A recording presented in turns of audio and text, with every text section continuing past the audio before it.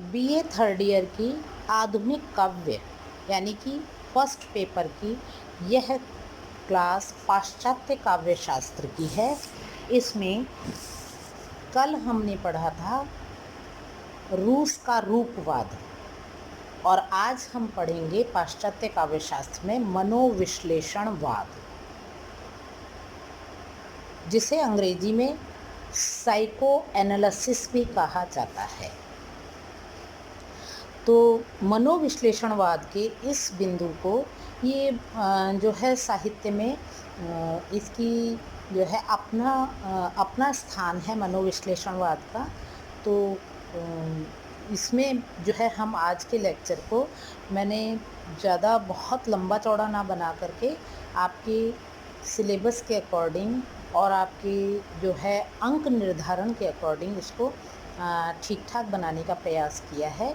तो इनको मैंने 6 भागों में विभक्त किया है आज के टॉपिक को। पहला भूमिका, दूसरा अर्थ, तीसरा परिभाषाएं, उसके बाद में जो इसके प्रवर्तक हैं, मनोविश्लेषणवाद के प्रमुख प्रवर्तक हैं फ्रायड, उनके जो 2 साथी हैं एडलर एवं युंग का परिचय, और उसके बाद में हिंदी साहित्य में मनोविश्लेषणवाद एवं अंत में प्रमुख कवि एवं लेखक मनोविश्लेषणवादी, इनका जिक्र करने की कोशिश की है। उम्मीद है आज का लेक्चर आपको रोचक लगेगा।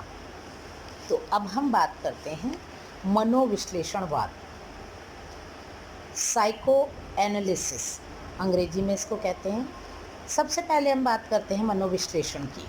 मनोवैज्ञानिक मनोचिकित्सा लंबे समय तक मनोवैज्ञानिक समस्याओं के उपचार करने का एक तरीका है जो विश्वास के व्यवहार पर आधारित है।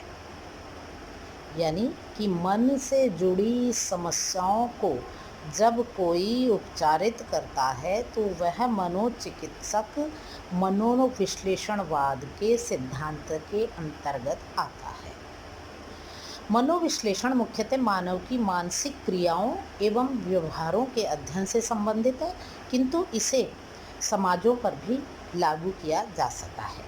यानी कि वैसे तो मानव की मानसिक क्रियाओं और व्यवहार पर इसका अध्ययन है, परंतु इसे समाजों पर भी लागू किया जा सकता है कि किन्हीं देश की संस्कृति के से जुड़े समाजों में जो है लोगों की मानसिक अवस्था, मानसिक प्रतिक्रियाएं, मानसिक व्यवहार कैसे कैसे होते हैं। तो अर्थ है इसका, ऑस्ट्रिया के मनोवैज्ञानिक सिगमंड फ्रायड द्वारा विकसित कुछ मनोवैज्ञानिक विचारों या उपायों का समुच्चय है मनोविश्लेषणवाद, जिसमें कुछ अन्य मनोवैज्ञानिकों ने भी योग दिया। अतः मनोविश्लेषण मुख्यतः मानव की मानसिक क्रियाओं व्यवहारों के अध्ययन से संबंधित है। इस तरह मनोविश्लेषण का अर्थ हुआ आधुनिक मनोविज्ञान की एक शाखा जिसमें विशिष्ट रोगों और विकारों का उपचार संबंधी विवेचन किया जाता है।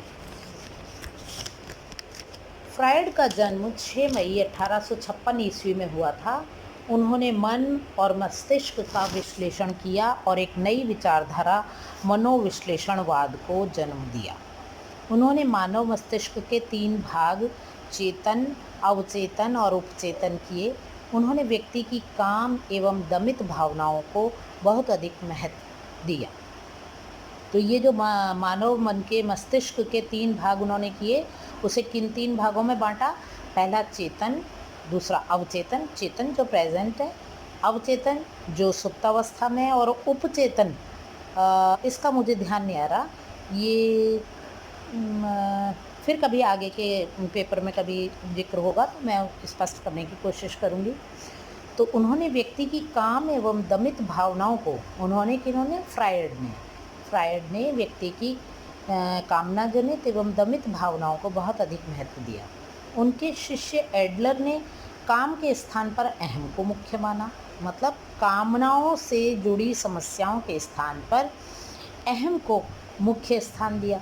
जबकि उनके जो अन्य शिष्य थे युंग, उन्होंने काम और अहम दोनों को एक साथ रखा। यानी कि फ्रायड ने तो व्यक्ति की काम एवं दमित भावनाओं को महत्व दिया मनोविश्लेषणवाद में, उनके शिष्य एडलर ने काम के स्थान पर अहम को ही मुख्य माना, और जबकि उनके दूसरे जो सहयोगी थे युंग, उन्होंने काम और अहम दोनों को ही एक साथ रखा। मनोविश्लेषणवाद के इन सिद्धांतों को आधार बनाकर जो साहित्य रचा गया उसे मनोविश्लेषणवादी साहित्य कहते हैं।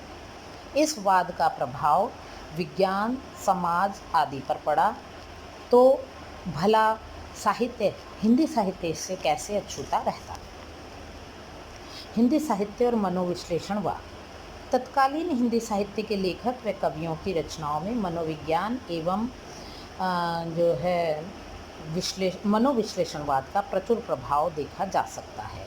इनमें कवि अज्ञेय शुद्ध मनोविश्लेषणवादी रचनाकार हैं, और लेखकों में इलाचंद्र जोशी मनोविश्लेषणवाद के साथ मार्क्सवादी सिद्धांतों से प्रभावित रचनाकार हैं, और जैनेंद्र मनोविश्लेषणवाद के साथ गांधीवाद के पोषक हैं। इस परंपरा के कवियों में अज्ञेय आदि नाम उल्लेखनीय हैं,